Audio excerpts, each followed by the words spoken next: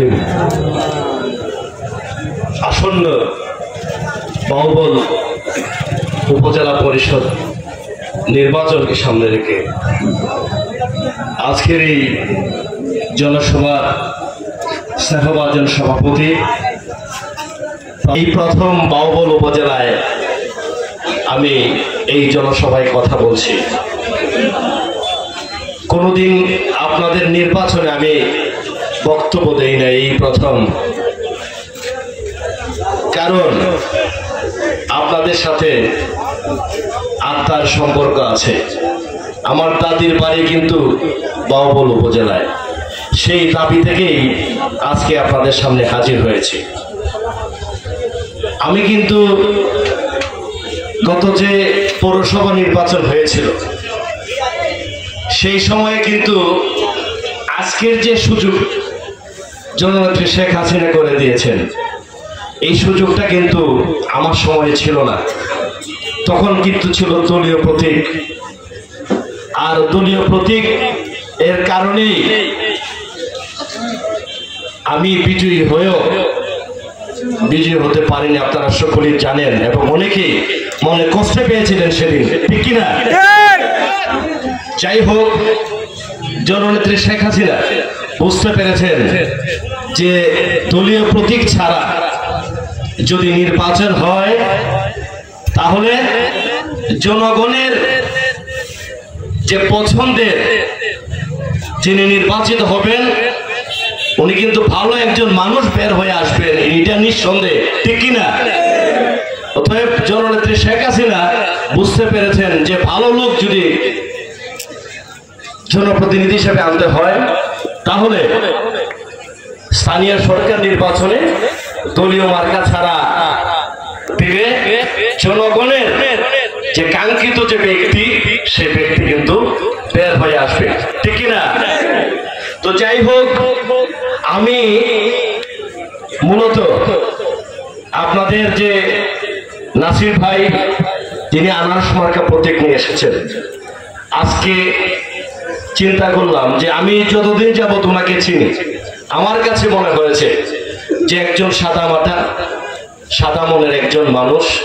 এই মানুষটার জন্য আপনাদের কাছে একটি দাবি নিয়ে আসা যায়, যে কারণে আজকের এই জনসভা আমি কিন্তু মিস করিনি।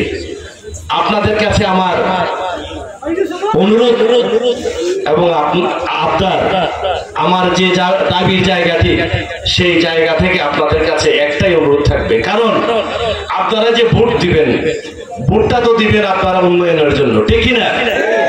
তো যদি উন্নয়নের জন্যই আপনারা ভোট দেন, ওনার বোনের হাজবেন্ডও কিন্তু একজন এমপি 4 বারের, তা আমার তো মনে হয় যে একজনকে দিলে আরো 2 জনকে আপনারা পাবেন। তো সেটা তো আপনারা মিস করবেন না, নাকি? তো আমরা তো সবসময় চেষ্টা করি যে সুবিধা যেখানে আমাদের বেশি হবে, যেখানে আমাদের উন্নয়ন যারা দিন আমাদের বেশি হবে, তার দরকার আছে কিনা?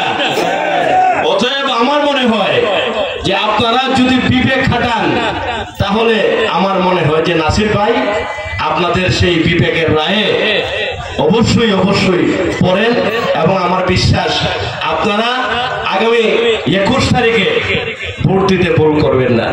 যাই হোক, আমি কথা বাড়াবো না, আমি শুধু একটি কথাই বলবো। আমি জীবনে কোনোদিন আপনাদের কাছে কোনো রিকোয়েস্ট করি নাই, তবে একটা ভালো মানুষের জন্য আসছি। আপনারা তো অনেককেই নির্বাচিত করেছেন, অনেককে আপনারা চেয়ারম্যান বানিয়েছেন। একবার আপনারা যেহেতু আমাকে ভালোবাসেন, আপনারা অনেকে আমার নাম শুনেছেন, হয়তো সরাসরি দেখেননি।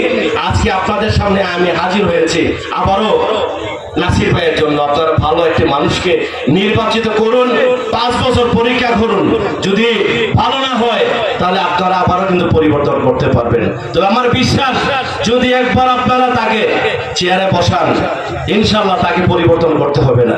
যাই হোক, আপনাদের মূল্যবান সময় নিয়ে আপনারা মূল্যবান সময়টুকু দিয়েছেন, সেজন্য আমি আমার পৌরবাসীর পক্ষ থেকে আপনাদেরকে ধন্যবাদ জানাই, কৃতজ্ঞতা জানাই। এবং পরিশেষে একটি কথাই বলবো যে আপনাদের যে আমানত, আপনারা কাকে ভোটটা দিচ্ছেন, মানুষটি কেমন আপনারা একবার চিন্তা করবেন। কারণ কিছু মানুষ বিভ্রান্তি হয় অর্থের কারণে, কিন্তু মেজরিটি মাস পিপল যারা আছেন এরা কিন্তু বিভ্রান্ত হয় না, তারা সঠিক মানুষকে কিন্তু ভোট দেয়। অতএব আমি বিশ্বাস করি আপনারা যে ধৈর্য সহকারে বসে আছেন নাসির ভাইয়ের কথা শোনার জন্য, আপনারা সকলেই ভোট দিবেন, আপনাদের পরিবারকেও ভোট দেওয়াবেন এবং আত্মীয় স্বজনকেও বলবেন ভোট দেওয়ার জন্য। সেই বিশ্বাস রেখে আমি আমার কথা এখানে শেষ করছি। সবাই ভালো থাকবেন, সুস্থ থাকবেন। আসসালামু আলাইকুম ওয়া রাহমাতুল্লাহি ওয়া বারাকাতুহু।